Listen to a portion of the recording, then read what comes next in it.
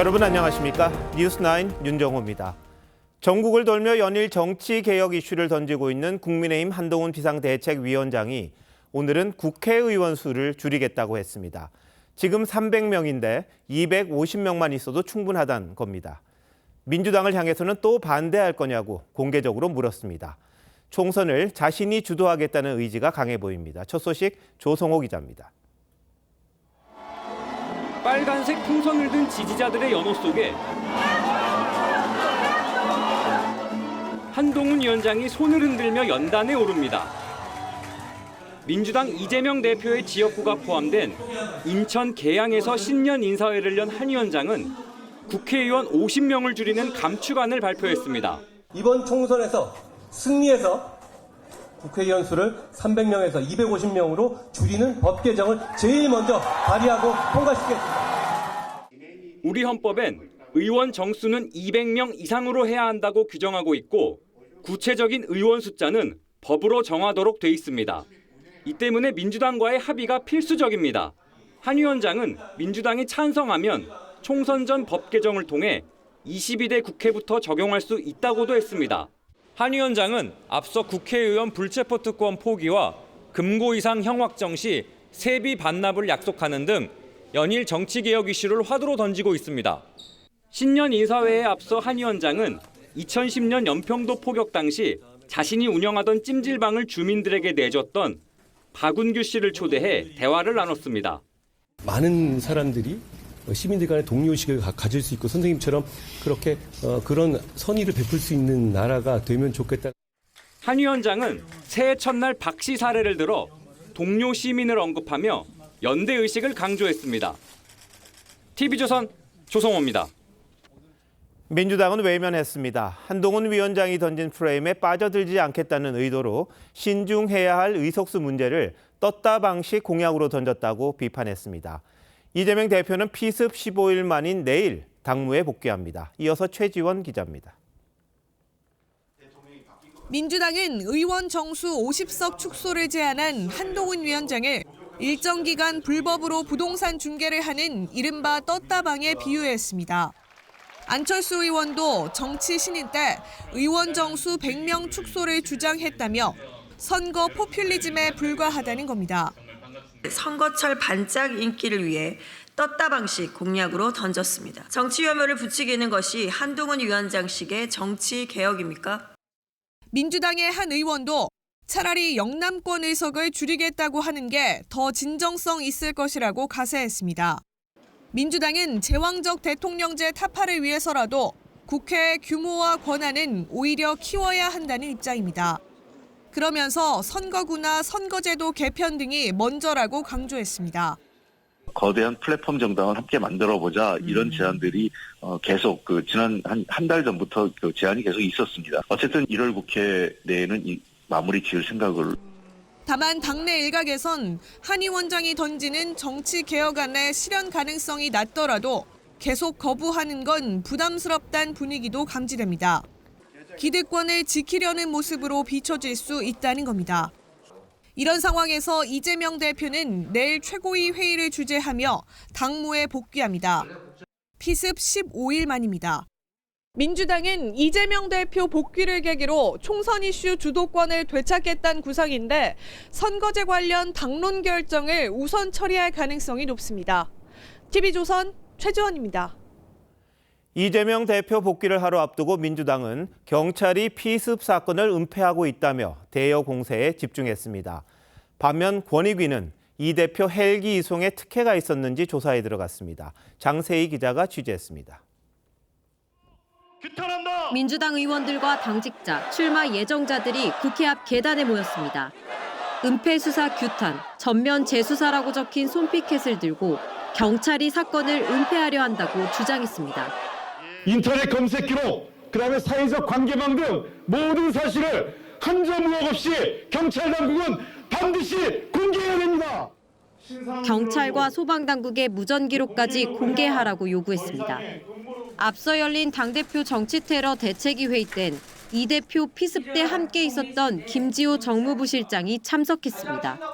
병원의 정복과 형사들이 나타나 환자 상태를 지속적으로 물었다며 의료정보 수집 행위에 유감을 표한다고도 했습니다. 환자와 환자 가족을 공격하는 소재로 활용된 사건에 대한 철저한 조사 및 엄중한 조사를 촉구합니다. 기자들에게 피습 때 사용된 흉기 사진을 공개하기도 했습니다. 하지만 민주당 내부에서도 당 전체가 나서 배우설을 주장하는 건 과하다는 우려가 나옵니다. 당의 한 의원은 총선을 앞둔 상황에서 당대표를 지키려는 모습만 부각되진 않을지 걱정된다고 했습니다. 이런 상황에서 국민권익위원회는 이재명 대표 응급 헬기 이송 과정에 특혜가 있었는지 확인해달라는 신고가 접수됐다며 조사에 착수했습니다. 권익위는 소방청과 부산대병원, 서울대병원 관계자들을 불러 조사할 방침입니다.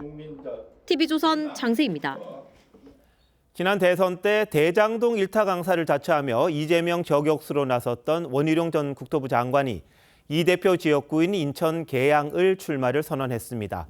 이 지역에서 열린 행사에서 한동훈 위원장은 원 전 장관의 손을 맞잡고 승리를 다짐했습니다. 근데 재선을 노리는 이 대표, 이른바 명룡대전 두 사람 간의 대전이 있을 걸로 보입니다. 김아림 기자입니다. 여러분, 설명이 필요 없는 우리의 원희룡입니다.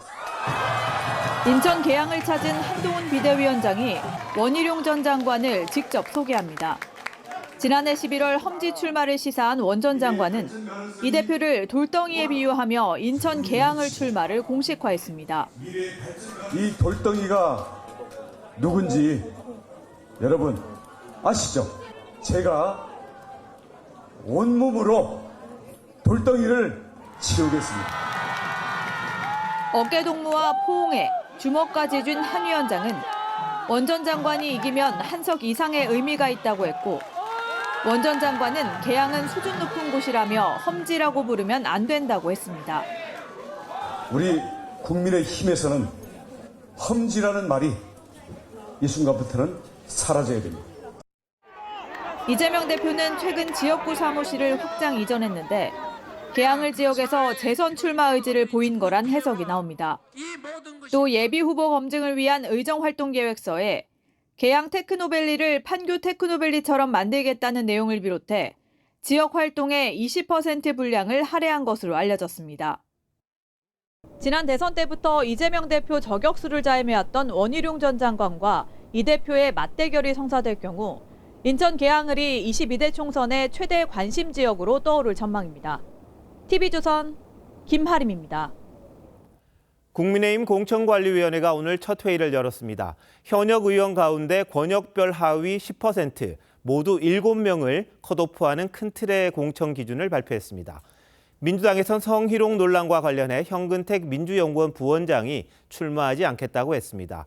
한송원 기자가 여야 움직임 전합니다. 국민의힘 공천관리위원회는 지역구를 4개 권역으로 나눠 권역별 하위 10%, 현역 의원 7명을 우선 공천 배제합니다. 부산, 울산, 경남의 경우 강원, 서울 송파구와 한데 묶어 3명을 컷오프하는 방식입니다. 하위 10%에서 30%인 18명은 경선 득표율에서 20%가 감점됩니다. 10%, 30%의 경우에는 페널티적인 성격을 가지고 있죠. 평가에서 하위 10%에서 30% 안에 들었기 때문에. 같은 지역에서 3선 이상을 한 다선 의원은 경선 득표율에서 15%를 감산하는데 하위권 다선일 경우 최대 35%의 페널티를 받게 돼 현역 의원의 물갈이 폭이 커질 전망입니다. 텃밭과 험지로 권역을 나눠 경선 방식도 분리했습니다. 강남 3구를 뺀 수도권 지역은 당원 20%, 일반 국민 80%로 경선을 치르기로 했습니다. 수도권의 경우 대구, 경북에 비해 당 지지세가 높지 않은 만큼 여론조사 비율을 높여 인물로 승부를 보겠다는 전략입니다.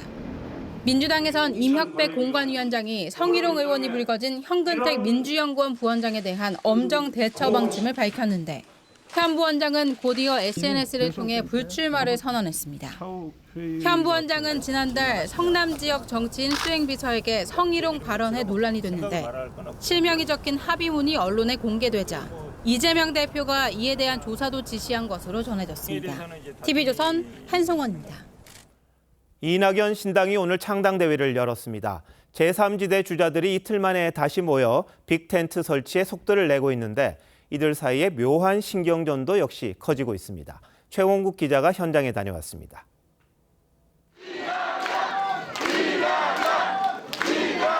민주당을 탈당한 이낙연 전 대표가 민주당의 대안이 되겠다며 창당을 선언했습니다.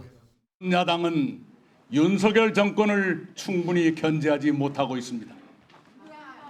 그들 스스로 도덕적, 법적으로 떳떳하지 못하기 때문입니다.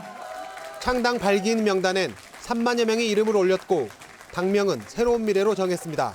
오늘 새로운 미래 창당 발기인대엔 민주당을 탈당한 미래대연합 3인방과 이준석, 금태섭, 양향자 등 제3지대 주자들이 다시 한자리에 모였습니다. 이들은 모두 양당 정치 종식을 외치며 소위 빅텐트 필요성을 강조했습니다. 잘 뭉칠 수 있을까? 안 좋은 말들 많이 짓거려대고 있는데 저희 잘할 수 있죠? 그동안 뭘 했든 여기서 성공해야만 우리 정치가 성공할 수 있는 것입니다. 하지만 민주당 탈당파 3인과 이낙연 전 대표는 이 전 대표의 대선 출마 여부를 연대 조건의 하나로 놓고 신경전을 벌이고 있습니다. 이 전 대표는 대선 출마 가능성을 열어두고 있지만 미래대연합은 사실상 불출마를 요구하고 있습니다. 3년 전에 대선 후보가 그다음에 대선 당선된 경우가 많지는 않아요, 별로. 이낙연, 이준석 전 대표도 연대 추진 시점을 놓고 온도차를 보이고 있는데 김종인 전 국민의힘 비대위원장은 두 사람의 정치적 목적이 다르기 때문에 소위 낙준 연대도 매우 어려울 것이라고 전망했습니다. TV조선 최원국입니다.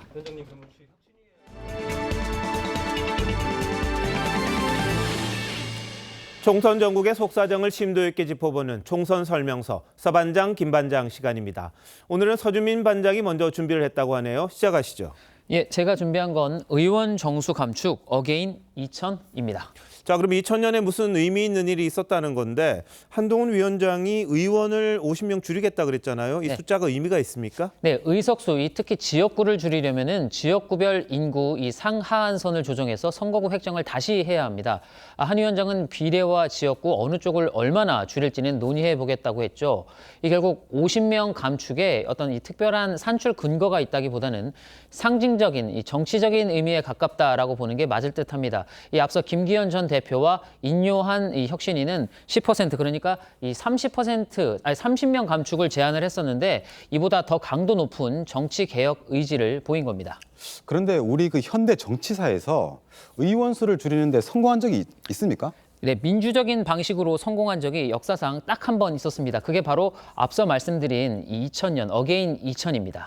제가 속된 말로 자기 밥그릇이라서 의원들 합의로 늘리기는 좀 쉬워도 줄이기는 어려웠을 텐데 그때는 어떻게 가능했나요? 네, IMF 직후에 치러진 이 총선이라서 정치권도 고통을 분담해야 한다라는 여론이 높았기 때문에 가능했습니다. 이 당시 여당이었던 새정치국민회의는 299석에서 이 250석 수준으로 그리고 야당이었던 한나라당은 205명까지 5석까지 줄이겠다고 약속을 했습니다. 하지만 막상 이 총선이 다가오니까 국회는 약속을 뒤집으려고 했고요. 그러니까 또 다시 여론이 악화되면서 최종적으로는 지역구 26석을 줄인 273석으로 이 본회의가 통과가 됐습니다. 우여곡절 끝에 줄이긴 줄인 건데 자, 4년 뒤엔 또 어떻게 됐을까요? 그새 원상복귀 된 건가요? 네, 너무 쉬웠죠. 맞습니다. 그리고 2012년 이 19대 국회부터 지금의 300석이 됐습니다. 자, 그만큼 의원 수 줄이는 게 힘들다는 거잖아요. 네. 근데 IMF 때와 비교하기는 좀 어렵습니다만 그래도 지금 국회에 대한 불만 엄청나지 않습니까? 네, 맞습니다. 지난해 3월 이 한국갤럽 여론조사에서 국민 57%가 국회의원 정수를 줄여야 한다라고 했습니다. 설사 이 세비 총 예산을 그대로 이 동결을 하더라도 정수를 늘려서는 안 된다는 응답이 71%에 달했습니다. 하여간 줄이면 줄였지 늘리면 안 된다는 거네요. 예, 그렇습니다. 한 위원장이 정치 개혁의 하나로 의원 정수 감축을 들고 나온 것도 이런 여론을 감안한 거라고 봐야 할 겁니다. 다만 우리나라는 의원 한 명당 인구수가 17만 명으로 프랑스, 영국 그리고 이 OECD 평균보다도 훨씬 많습니다. 일본이 우리와 조금 비슷하긴 하지만 상대적으로 의원 수가 많은 건 아니라는 겁니다. 또 의원들의 수준은 그대로인데 의원 수만 줄인다면 의원 한 명의 권한만 더 늘어나게 된다. 된다는 점에서 이 권한과 특권 내려놓기가 먼저 선행돼야 한다는 반론도 있습니다. 자, 뭐 국회가 제 역할을 한다면요, 숫자에 무슨 상관이 있겠습니까? 그러지 못해서 국민들이 부글부글 끓는 게 아닌가 싶은데, 네. 자, 어떻게 진행이 될지 한번 지켜봐야겠습니다. 자, 김정우 반장은 뭘 준비했습니까? 네, 윤 대통령 김치찌개는 언제입니다. 예, 풀어서 좀 설명드리면 대통령실 출입 기자들과 김치찌개 만들어 먹으며 소통한다던 그 약속 어떻게 된 건지 한번 알아보자는 겁니다. 자, 윤석열 대통령이 김치찌개 대접하겠다 이런 말 여러 차례 했던 걸로 저도 기억이 나거든요. 근데 정작 먹어본 사람이 없는 겁니까? 네, 인수위 시절부터 여러 번 언급했는데 직접 한번 들어보겠습니다. 저녁에 한번 양 많이 끓여가지고 그렇게 해서 같이 한번 먹읍시다. 여기 주방이 안에 안 됐어. 식당이 되면 한번 양 좀 많이 끓일게요. 올해는 하여튼 김치찌개도 좀 빨리 같이 먹고. 진짜 김치찌개 얘기 많이 했는데 네. 이번에 진짜 먹게 되는 건가요? 그러니까 대통령실이 새해를 맞아서 다양한 방식의 언론 소통을 검토하고 있고요. 출입 기자들 의견도 묻고 있습니다. 제가 그래서 좀 취재를 좀 더 해보니까 김치찌개는 윤 대통령이 직접 약속한 만큼 공약 이행을 중시하는 대통령이 더 늦기 전에 한 번쯤은 할 것 같다고 합니다. 아니, 김치찌개 좋습니다. 그런데 신년 기자회견에 좀 더 관심이 많거든요. 이게 뭐 원래 진행하려다가 취소됐다 이런 보도도 있던데 이게 뭐가 맞는 건가요? 근데 대통령실은 뭐 회견을 한다고 결정을 하거나 발표한 적도 없는데 취소란 표현 자체가 틀렸다는 그런 입장입니다. 대신 대통령이 기자들과 함께 요리하고 식사하는 것도 새로운 방식의 언론 소통이 될 수가 있는데 굳이 회견이란 그 기존 방식을 고집해야 하느냐 이런 반문을 하기도 합니다. 역대 대통령들이 이렇게 신년 회견을 임기 중 서너 차례 해왔습니다만 최근 주요 선진국 사례를 보면 여러 형식의 대담도 있었던 만큼 종합적으로 검토를 해본다는 겁니다. 아니, 김 반장 말대로 새로운 방식도 좋은데 그래도 어쨌든 기자들이 노트북을 들고 이 생중계로 진행되는 게 국민들이 보기엔 조금 더 나은 소통 방식이라고 볼 수도 있지 않아요? 네, 그래서 그 여권 내부에서는 지금 상황에서 기자회견을 할 경우에 정작 민생 경제나 외교 안보와 같은 주요 국정 사안은 다 묻혀버리고 기승전김, 그러니까 결국 김건희 여사 이슈로 뒤덮일 거란 우려가 있는 것도 사실입니다. 물론 식사 자리라도 대통령과 기자들이 제대로 대화할 환경만 조성이 된다면 민감한 주제도 얼마든지 오갈 수 있기 때문에 오히려 더 허심탄회한 대통령 입장을 들을 수도 있다. 이런 반론도 제기하지만 그만큼 신년 회견을 두고 대통령실의 고민이 깊다는 그런 방증일 겁니다. 자, 뭐 기자회견이든 김치찌개든 국민들이 궁금해하는 게 참 많잖아요. 그걸 좀 솔직하게 들을 수 있는 그런 기회가 됐으면 하는 그런 바람입니다. 예. 두 반장 수고했습니다.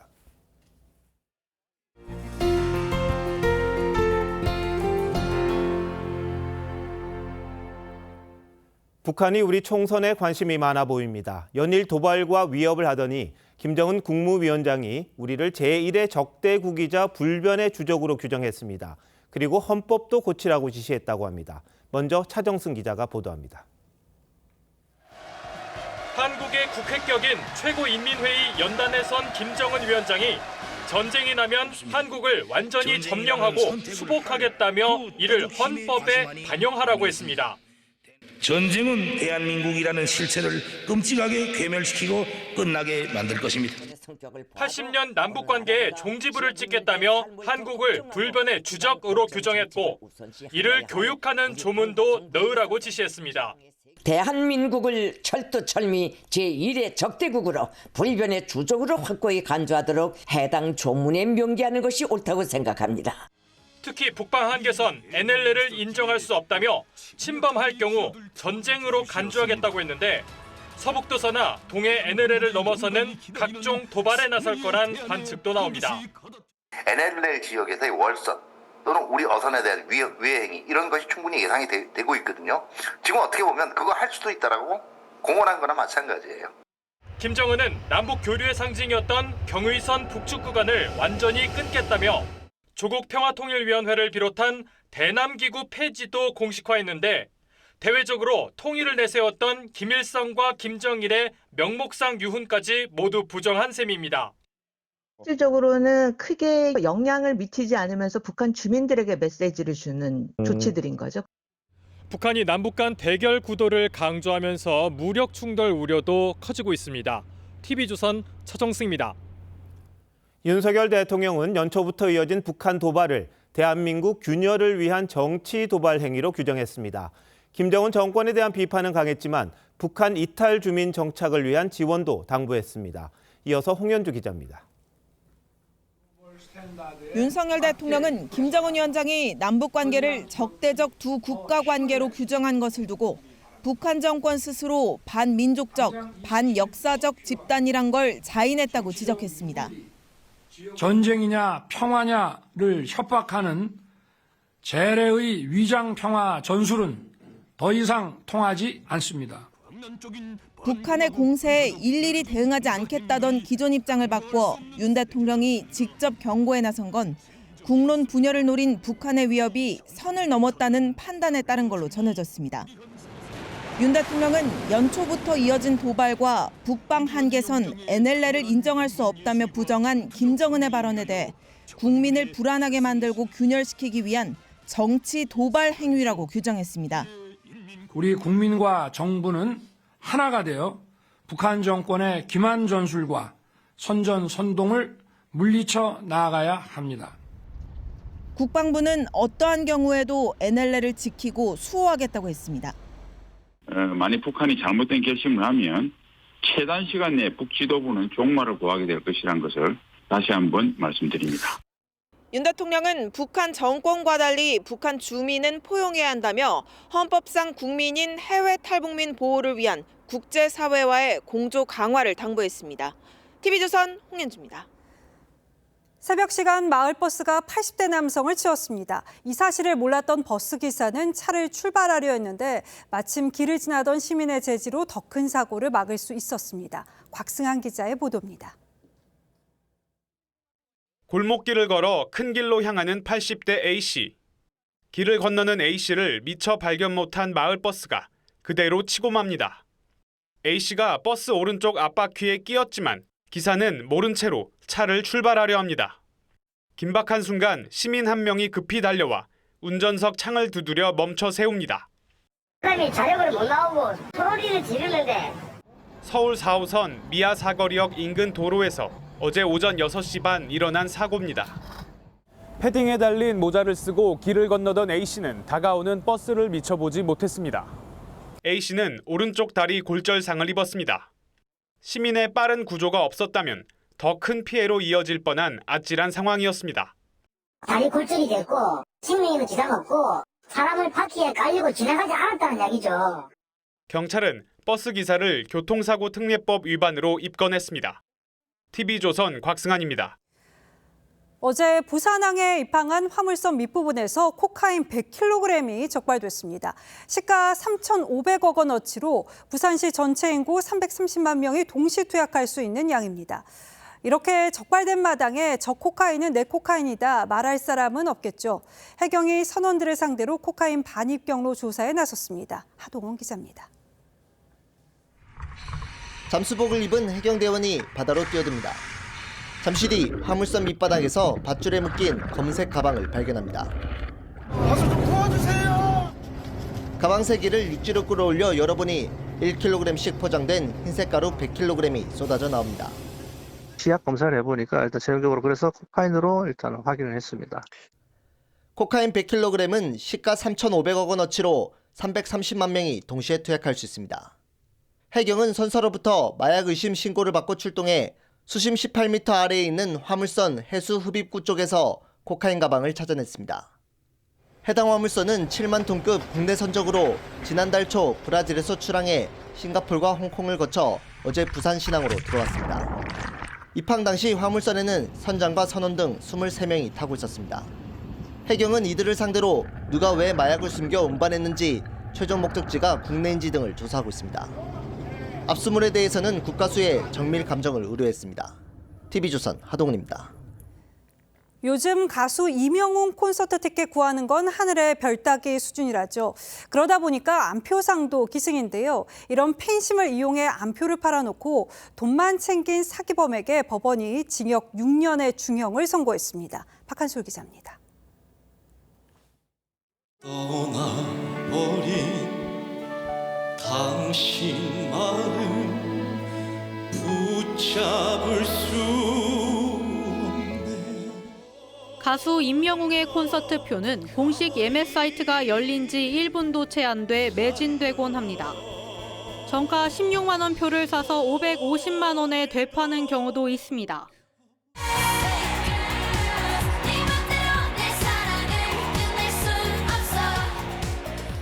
세계적인 걸그룹 블랙핑크도 마찬가지입니다. 20만 원짜리 표가 암표 시장에선 34만 원에 거래됩니다. 가수 장범준은 암표가 기승을 부리자 기존 예매를 모두 취소하고 환불 처리하기도 했습니다. 작년 여름엔 글로벌 팝스타 브루노 마스의 내한 콘서트 티켓 8장을 1억 8천만 원에 판다는 글까지 올라오기도 했습니다. 팬심을 노린 사기도 기승을 부리고 있습니다. 중고거래 앱을 열면 웃돈을 붙여 정가의 서너 배에 판매하는 암표를 쉽게 찾아볼 수 있습니다. 팬들을 울리는 암표 거래가 늘자 법원도 중형을 선고하는 추세입니다. 서울중앙지법은 중고거래 사이트에서 임영웅 블랙핑크 표를 판다며 31명에게 6억 원을 받은 뒤 표도 안 주고 잠적한 30대 김모 씨에게 6년형을 선고했습니다. TV조선 박한솔입니다. 이 삼척 맹방해변은 방탄소년단 BTS가 앨범 재킷 사진을 찍어서 국내외 팬들에게 인기 명소로 자리했는데요. 오늘 BTS 관련 조형물이 모두 사라졌습니다. 소속사 측에서 지식재산권을 침해했다면서 철거를 요구했기 때문입니다. 현재 BTS 관련 관광지는 전국적으로 20여 곳에 달해서 지자체는 비상입니다. 이승훈 기자가 취재했습니다. BTS 글자 모양의 대형 포토존. 버터 앨범에 등장했던 썬베드, 삼척 맹방해변의 명물 BTS 조형물이 이틀 새 모두 사라졌습니다. 삼척 맹방해변에는 이렇게 BTS 조형물이 철거됐다는 현수막만 내걸렸습니다. 소속사 하이브가 BTS 서체 등을 삼척시가 동의 없이 사용했다며 철거를 요구해서입니다. 승인을 받거나 그런 거에 대해 요청을 드렸는데 그것도 안 된다고 하셔가지고 저희는 철거를 한 거고요. 앞서 부산 남구도 5, 6도에 설치했던 포토존을 철거했습니다. 하이브 측은 지식재산권 침해 등을 이유로 소속 아티스트의 초성과 성명 등을 사용한 거리 조성이나 조형물, 벽화 제작을 승인하지 않겠다고 밝혔습니다. 팬들은 BTS 성지가 사라질까 걱정입니다. 협의해가지고 잘 유지됐으면은 서로 좋고 외국 사람들도 와가지고 우리나라도 홍보하고 얼마나 좋아요. 안내문 등을 만들어 홍보에 나선 해당 지자체들은 어떻게 대응할지 고민입니다. 내 아이들을 위한 어떤 꿈을 심어줄 수 있는 좋은 역할을 오히려 하고 있다, 순기능도 하고 있다는 많이 어필을 하고 있습니다. BTS 앨범 촬영지거나 멤버들의 고향이어서 팬들이 찾는 관광지는 전국적으로 20여 곳에 이릅니다. TV조선 이승훈입니다. 귀가하던 여성을 발로 차 쓰러뜨리고 성범죄를 시도한 부산 돌려차기 사건 기억하시죠? 피해 여성은 출소하면 보복하겠다는 가해자 협박에 시달리기도 했는데요. 자신과 같은 피해를 막기 위해서 당당히 세상과의 소통을 시작했습니다. 김동현 기자가 만나봤습니다.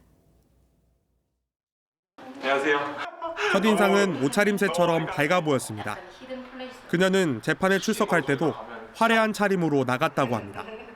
가해자가 죄수복을 입을 때 저는 엄청나게 다양한 옷을 입는다는 걸 보여주고 싶어서.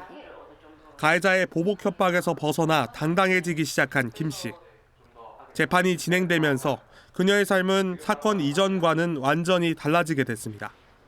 수사 기록조차 열람할 수 없었던 불합리함이 변화의 촉매제였습니다. 너무 불합리한 대우들이 많았는데 이거를 그냥 나조차도 이걸 무시해버리면 피해자의 권리는 도대체 누가 얘기를 하냐. 국정감사장 증언대에 서기도 했던 그녀는 이제 범죄 피해자들을 돕는 일에 전념하고 있습니다. 범죄 피해자 교육 플랫폼을 만들고 있거든요. 어떻게 그 각종 범죄에 대해서 대처를 해나가야 되는지. 자신의 경험을 바탕으로 김진주라는 필명으로 쓴 책도 곧 출간할 예정입니다. 6월 4일에 기적적으로 회복을 하다 보니까 다시 태어났다라는 생각을 했던 거고, 그래서 그 6월의 탄생석이 진주였고. 인터뷰가 끝나자 가슴에 X자 브로치를 다는 진주 씨. 범죄 피해자들을 불행한 사람으로만 보는 사회적 시선을 바꾸자는 메시지가 담겨 있다고 합니다.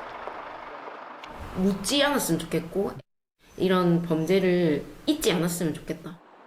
TV조선 김동영입니다. 설이 한 달도 채 남지 않았습니다. 이번 설 역시 치솟은 물가가 걱정인데요. 정부가 설 성수품 지원에 840억 원을 투입합니다. 역대 최대 규모로 일부 품목은 최대 60%까지 할인이 제공됩니다.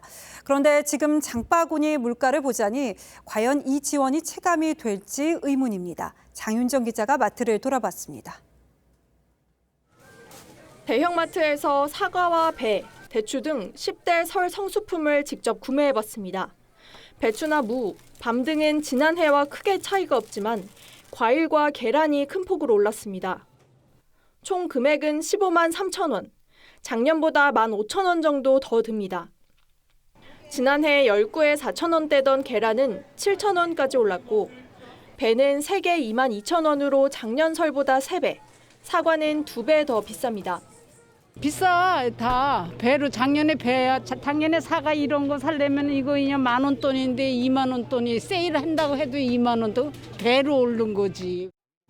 2만 6천 원이면 4인 가족이 충분히 만들어 먹었던 떡국도 올해는 5천 원 넘게 더 줘야 합니다. 명절용 선물 세트 가격도 껑충 뛰었습니다. 식용유와 햄 등으로 구성된 가성비 선물 세트는 지난 설 1, 2만 원대였는데 올해는 3만 원대로 올라섰습니다. 정부는 설을 앞두고 성수품 가격 잡기에 나섰습니다. 농축산물 할인 지원에 역대 최대 수준인 840억을 투입하고 할인율도 확대합니다.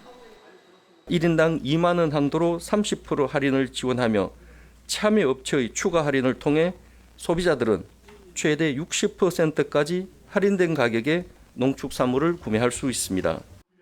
또 수급 불안으로 인한 가격 상승을 막기 위해 정부 비축 물량도 풀기로 했습니다. TV조선 장윤정입니다. 서울시가 한 달에 6만 5천 원을 내면 서울 시내 지하철과 버스, 따릉이를 무제한으로 탈 수 있는 교통카드 출시를 예고해서 시민들 관심이 이어졌는데요.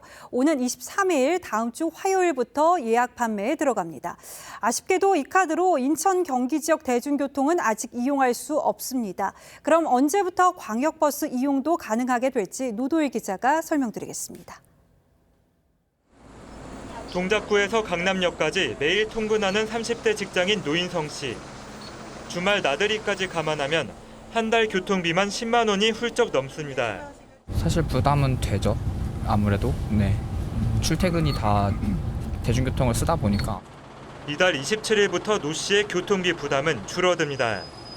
월 6만 원대에 서울 지역에서 버스와 지하철을 무제한 이용할 수 있는 대중교통 정기권이 출시되기 때문입니다. 일명 기후동행 카드는 공공자전거 따릉이 이용 유무에 따라 월 6만 2천 원권과 6만 5천 원권으로 나뉩니다. 23일 화요일부터 카드를 구매할 수가 있습니다. 또 5일 이내에 30일간 사용일을 지정할 수가 있습니다. 서울시는 월 6만 5천 원이 넘는 교통비를 지출하는 성인 95만 명의 절반 이상이 카드를 사용할 것으로 추산하고 있습니다. 기후동행 카드는 서울 내 모든 역에서 사용할 수 있지만 운영 주체가 다른 신분당선에선 사용할 수 없습니다. 신분당선이나 안 되는 지역들도 좀 추가됐으면 좋을 것 같아요. 오는 4월부터는 추가 요금을 내고 인천과 경기 김포의 광역버스와 김포 골드라인에서도 사용이 가능합니다. 서울시는 7월부터 서울 인근 경전철과 버스 등으로 점차 적용 대상을 확대할 계획입니다. TV조선 노도일입니다. 지역에 따라 전기요금이 달라질 전망입니다. 발전소 가까이 있어서 송전 비용이 덜 드는 지역은 낮은 요금제를, 발전소가 없는 수도권은 높은 요금제를 적용하는 차등 요금제 방식을 정부가 검토하고 있는 건데요. 지역 경제 활성화가 기대되는 등 취지는 좋습니다. 우려되는 점은 없는지 장혁수 기자가 살펴봤습니다. 샴페인의 본고장인 프랑스 샹파뉴. 풍력발전기 200여 기가 설치된 이곳 주민들은 다른 지역보다 더 싼 전기요금을 냅니다. Comme je vous disais, donc les vertes, ce sont les éoliennes installées. Les bleues, ce sont les éoliennes d'ores et déjà autorisées qui sont en cours de construction. 영국과 미국, 호주 등도 발전 설비가 모여 있는 지역의 전기요금이 그렇지 않은 지역보다 더 쌉니다. 발전 설비 인근 주민들은 여러 불편을 감내하는 대신 송전 비용이 덜 들어 전기를 싸게 사용합니다. 반면 장거리 송전에는 추가 비용이 들어 발전소에서 먼 지역 주민의 전기요금은 비쌉니다. 우리나라도 지역별 차등 전기요금제 도입을 준비하고 있습니다. 지난해 관련 법이 통과된 데 이어 산업부가 연구 용역을 발주하며 논의에 나섰습니다. 그 차등요금제는 우리 그 전력 수급의 지역 불균형 문제를 풀 수 있는 가장 굉장히 중요한 대안이라고 생각을 하고 있습니다. 현재 우리나라 전력 자급률은 원전과 화력발전소가 모인 부산과 충남, 인천 등 지역이 200%를 넘지만 전기를 가장 많이 쓰는 서울은 8.9%, 대전은 2.9%에 불과합니다. 다만 차등요금제는 지역 간 갈등의 불씨가 될 수도 있습니다. 공정해야 되고요. 신규 설비만 하느냐 아니면 기존 설비를 하느냐 이런 어떤 것들을 많이 정해야 됩니다. 그래야지 이제 다양한 그 이해관계자들을 설득할 수가 있겠죠. 차등요금제를 도입하려면 충분한 여론 수렴과 정교한 제도 설계가 뒷받침돼야 할 것으로 보입니다. TV조선 장혁수입니다. 김현미 전 국토교통부 장관이 검찰에 출석해 조사를 받고 있습니다. 문재인 정부 시절 부동산 통계를 조작했다는 의혹과 관련된 건데 피의자 신분이라고 합니다. 김다로 기자입니다. 문재인 정부 시절 가파르게 오르는 서울 아파트 값을 시세와 다르게 발언해 서민들의 공분을 샀던 김현미 전 국토교통부 장관. 감정원 통계로 11% 정도 올랐다고 알고 있습니다. 같은 기간 KB 부동산 통계의 서울 아파트 값은 52% 올랐습니다. 검찰은 감사원의 수사 의뢰에 따라 국토부 등이 당시 감정원을 압박해 집값 통계 등을 조작했는지 들여다보고 있는데 오늘 오전에는 당시 국토부 수장이었던 김 전 장관을 피의자 신분으로 불렀습니다. 검찰은 정황 증거 등을 토대로 김 전 장관에게 통계 조작에 직접 관여했는지 물어보는 등 밤 늦게까지 조사를 이어가고 있습니다. 김 전 장관은 혐의를 부인하고 있는 것으로 알려졌습니다. 검찰은 지난 2일에는 윤성원 전 차관 등 2명에 대해 직권남용과 통계법 위반 등의 혐의로 구속영장을 청구하기도 했습니다. 법원이 영장을 기각하자 납득이 쉽지 않다는 입장을 밝혔는데 기각 8일 만에 윗선인 김 전 장관을 피의자 신분으로 부른 만큼 이번에는 검찰이 혐의 입증을 자신하고 있다는 관측이 나옵니다. TV조선 김다로입니다. 검찰이 문재인 전 대통령 사위였던 서모 씨의 자택을 압수수색했습니다. 이상직 전 의원이 중소벤처기업진흥공단 이사장에 임명된 대가로 서 씨를 특혜 채용했다는 의혹을 본격적으로 수사하는 겁니다. 검찰은 서 씨가 태국 집을 구할 때 이스타항공 직원이 함께 있었다는 진술도 확보했습니다. 권영석 기자의 단독 보도입니다. 태국 방콕 시내에 있는 콘도입니다. 내부에 수영장과 운동시설까지 딸려 있습니다. 문재인 전 대통령 사위였던 서모 씨가 타이스타젯 임원이던 지난 2018년 살았던 곳으로 검찰이 의심하는 곳입니다. 검찰은 서 씨가 이 집을 알아볼 때 태국에 파견된 이스타항공 본사 직원과 함께 알아봤다는 진술을 확보했습니다. 서 씨는 이스타항공 직원과 현지 중개업자의 소개로 여러 집을 둘러본 뒤 최종 선택을 한 것으로 알려졌습니다. 월세 350만 원은 타이스타젯이 매달 지불한 것으로 조사됐습니다. 이 전 의원은 서 씨 취업에 관여한 바 없다는 입장을 여전히 고수하고 있습니다. 대통령 사위 서모 씨가 취업하는데 영향력을 행사한 적이 있습니까 없습니까? 네, 없습니다. 하지만 검찰은 이 전 의원이 서 씨를 위해 이스타항공과 중진공 직원을 동원한 것으로 보고 있습니다. 이와 관련해 검찰은 오늘 경남 양산의 서 씨 집을 압수수색했습니다. 검찰은 압수물 분석이 끝나는 대로 서 씨를 불러 타이스타젯 취업 경위 등을 조사할 방침입니다. TV조선 권영석입니다. 헬로윈 참사를 막지 못한 책임으로 검찰에 송치된 김광호 서울경찰청장에 대해 검찰수사심의위원회가 기소할 것을 공고했습니다. 수사팀은 유족들이 강하게 요구하고 있고 수사심의위까지 공고하면서 기소 여부를 고민하고 있습니다. 전정원 기자가 보도합니다. 경찰은 지난해 1월 헬로윈 참사에 책임이 있다며 김광호 서울경찰청장과 최성범 전 용산소방서장을 기소 의견으로 검찰에 송치했습니다. 하지만 검찰은 1년 넘게 기소 여부를 결정하지 못했습니다. 결국 이원석 검찰총장은 지난 4일 검찰 수사심의위원회에 판단을 맡겼습니다. 공정하고 충실하게 심의하도록 하겠습니다. 심의위에서 서울 서부지검 수사팀은 두 사람 모두 주의 의무가 없다며 불기소 의견을 냈습니다. 유족들은 두 사람 모두 기소할 것을 요구했습니다. 김광호 청장은 당연히 청에 있었음에도 불구하고 이 참사를 막는 역할을 전혀 하지 못했습니다. 심의위는 7시간 숙고 끝에 어젯밤 늦게 결론을 냈습니다. 김 청장에 대해서는 기소를, 최 전 서장에 대해선 불기소를 권고했습니다. 심의위 결정은 권고에 그치기 때문에 검찰이 반드시 따라야 하는 건 아닙니다. 검찰은 수사심의위원회 권고와 관련 법리를 검토한 뒤 김 청장에 대한 기소 여부를 결정할 계획입니다. TV조선 전정원입니다. 최근 10대 청소년이 경비원을 폭행한 영상이 공개돼 충격을 줬는데 이 청소년을 잡아 훈계했다고 주장한 영상이 잇따라 공개되면서 논란이 일고 있습니다. 이른바 온라인상의 사적 제재인데 문제점은 없는지 한번 따져보도록 하겠습니다. 홍영 기자, 가해 학생을 찾아가서 혼쭐 낸 영상, 이게 논란이 된 거죠? 네, 지난 12일 경기도 남양주시 한 상가에서 고등학생이 건물 경비원인 60대 남성을 무차별 폭행했는데요. 현장에 있던 다른 학생들이 찍은 영상을 SNS에 올리면서 공분을 샀습니다. 이틀 뒤 한 크리에이터가 할아버지 폭행범을 잡았다며 이 영상을 올렸는데요. 두 남성이 큰 소리로 꾸짖자 무릎을 꿇은 학생이 죄송하다고 하는 모습입니다. 이 영상을 본 사람들은 속이 시원하다면서 응원을 보냈습니다. 영상 속에서 혼나는 학생, 그 가해 학생이 맞긴 맞습니까? 네, 일부에서는 조작된 게 아니냐는 의혹을 제기하기도 했는데요. 경찰은 경비원 폭행 가해자와 동일인이라고 밝혔습니다. 경찰은 영상 속에서 피해자가 잠시 기절했던 모습을 근거로 이 학생을 상해 혐의로 입건했습니다. 영상을 찍어서 올린 학생도 명예훼손으로 입건할지 검토 중입니다. 요즘 이런 개인적인 응징이 아주 유행처럼 번지는 것 같습니다. 네, 맞습니다. 얼마 전 한 유튜버가 이 고 이성균 씨를 협박했다는 여성의 사진과 신상 정보를 공개해서 논란이 일었는데요. 이 유튜버는 지난해에도 강남 롤스로이스 사건과 부산 돌려차기 사건 피의자들의 신상을 공개했습니다. 일부 유튜버들에게는 일종의 수익 사업이기도 합니다. 자, 조회수가 늘어나고 또 여론도 생각보다 나쁘진 않더라고요. 네, 지난해 한 여론조사에서 가해자 신상 공개를 어떻게 생각하느냐는 물음에 응답자의 절반은 오죽하면 그러겠느냐며 적절하다고 했고 45%는 강력범죄에 한해서는 해도 된다고 했습니다. 이 사법체계로 해결해야 한다는 답은 5%뿐이었습니다. 자, 이런 여론조사 우려도 만만치가 않겠습니다.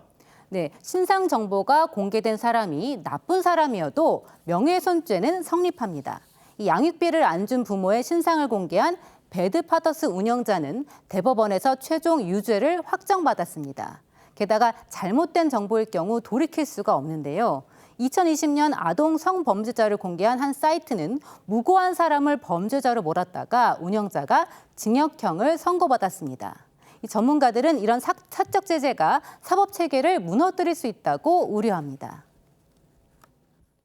잘못이 있더라도 정해진 절차와 법에 따라서 그러한 법을 집행할 수 있는 자격과 권한이 있는 사람과 기관에 의해서만 이루어져야지 국가가 아닌 어떤 누구도 타인의 권리를 제약하고 침해해서는 안 되잖아요. 그럼에도 시민들이 이렇게 지지하는 데 대해서는 한번 생각해 봐야 하지 않겠습니까? 네, 맞습니다. 그동안 형량이나 판결에 의문을 제기하는 경우가 많았는데요. 대표적으로 아동 성범죄자인 조두수는 술에 취한 채 범죄를 저질렀다는 이유만으로 감형돼서 이 사회적인 논란이 일었습니다. 시민의 법 감정과 동떨어진 법 시스템은 개선할 필요가 있다는 지적이 나옵니다. 사법부가 정말 일반 국민들이 납득할 수 있는 그런 판결을 하고 있는가, 이게 가장 핵심적인 것 같아요. 피해자의 입장에서 제대로 된 형벌권을 행사하고 피해자가 일상으로 돌아올 수 있는 그런 형벌권을 행사했어야 되는데. 네, 문명화된 사회에서 이런 사적 제재는 있을 수 없는 일이죠. 합리화될 수 없는데 다만 이 분노의 배경에 대해서는 좀 고민을 해봐야겠네요. 홍영 기자, 잘 들었습니다.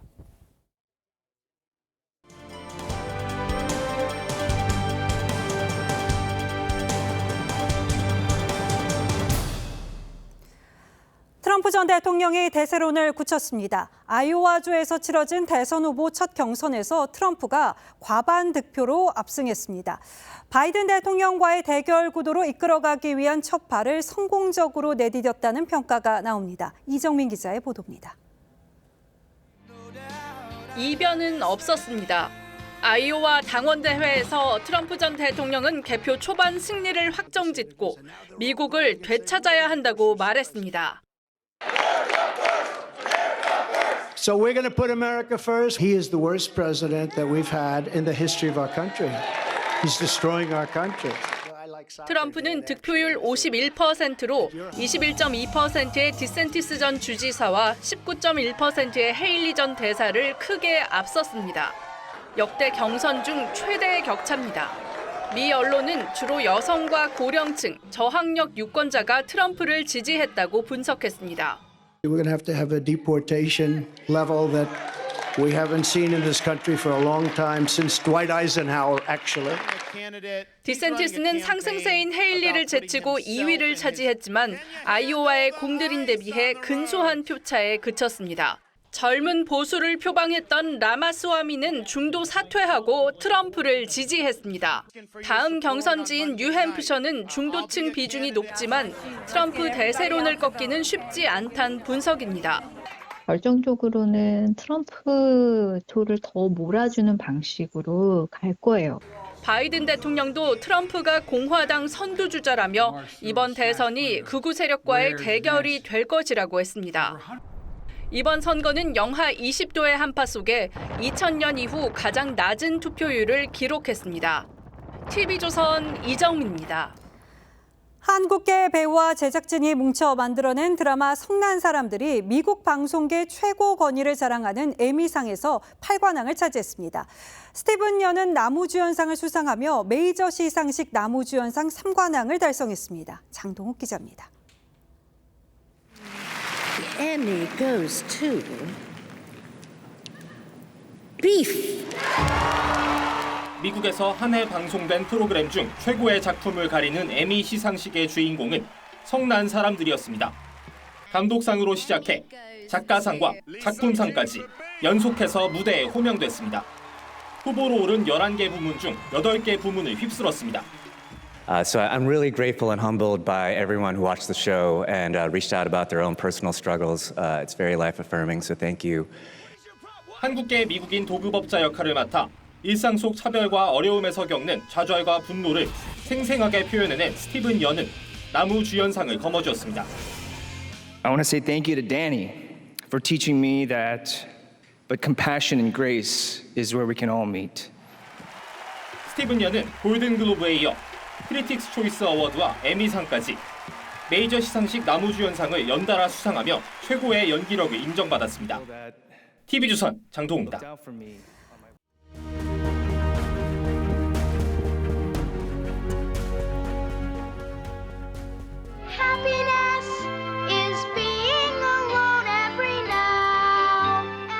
문득 군중 속에 고독에 빠진 찰리 브라운이 집을 떠올립니다.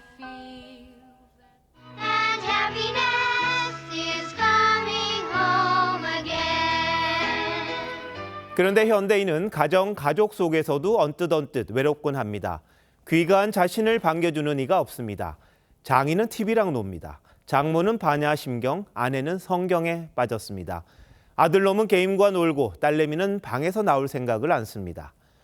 혼자 소주잔을 기울이다 수족관으로 다가가 인사합니다. 블루그라스야 안녕, 엔젤피쉬야 안녕, 너희들도 한잔할래? 소주를 붓는다. 집에 홀로 있을 때 즐겁다는 한국인이 10명 중 4명이나 됩니다. 38나라 중 가장 높은 비율입니다. 거꾸로 집에서 식구들과 함께 웃는 시간이 즐겁다는 답은 7명에 1명, 가장 적었습니다. 집에서 가족과 지내기보다 혼자 쉬는 걸 좋아한다는 얘기죠. 집에서 자녀나 손주를 키우며 기쁨과 보람을 느낀다는 응답, 세계 최하위입니다. 홀로 자는 게 숙면에 좋다는 대답은 또 최고네요.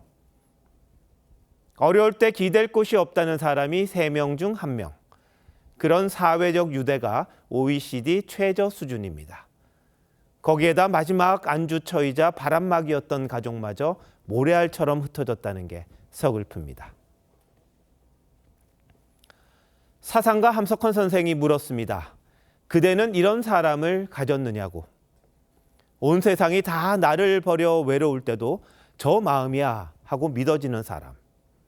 이 세상 놓고 떠나려 할 때 저 하나 있으니 하며 빙긋이 웃고 눈 감을 사람. 그 마지막 사람이 가족이고 피부치 아니겠습니까? 시인 정호승은 오늘이 지나면 다시 못 볼 사람처럼 가족을 대하라고 했습니다. 행복을 다른 집 마당에서 찾지 말라는 말도 있지요. 하지만 우리는 늘 남과 비교하면서 스스로 불행해지곤 합니다. 내가 내 가족과 함께 사는 집이 바로 선경입니다. 1월 16일 윤종호의 오늘, 나 혼자 산다였습니다.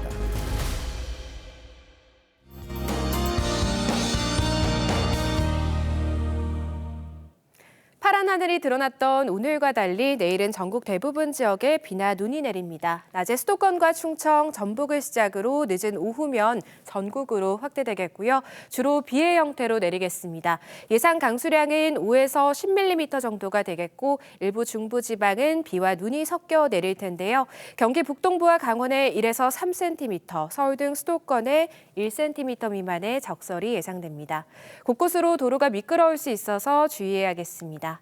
눈과 비가 내리며 동쪽 지역의 건조함은 서서히 해소되겠고요. 영동 지역은 강풍이 불겠습니다.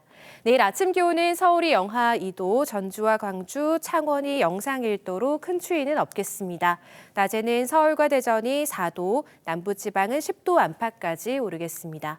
모레부터 영동으로 장기간 많은 눈이 내려 쌓일 수 있겠습니다. 사전에 대비 철저히 하셔야겠습니다.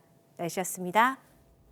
1월 16일 화요일 뉴스9 마칩니다. 시청해주신 여러분 고맙습니다.